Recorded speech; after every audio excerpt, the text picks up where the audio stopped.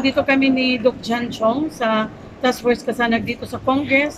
Actually, galing lang namin sa Office of the Speaker, kay Speaker Bujidi, kasi kami ng kopya sa kanya ng aming House ethics complaint against kay Congressman Romeo Momo. Kasi ganito yun, sir. 'Di ba, Doc Jan? Siya ang chairman ngayon ng Infra.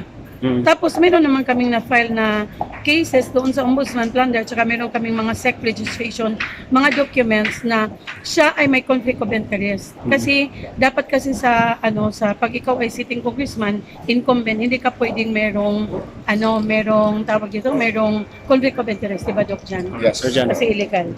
Tama naman yan ang aming punta dito. Wala itong personalan na Sir Bernard, yung amin is base sa dokumento na ipinorward namin dito sa Ethics Committee dun sa kay House Speaker, no? So we will base on the documents, no? Yes, At ebidensya. naman kami ng ebidensya, so that's why ipinorward na namin ngayon. So it's up to the Ethics Committee to comply or to take action. Then even the House Speaker will naniwala naman kami at tiwala naman kami sa kakayahan ng House of Representatives sa leadership ni House Speaker na gagawa nila ng aksyon ng aming complaint.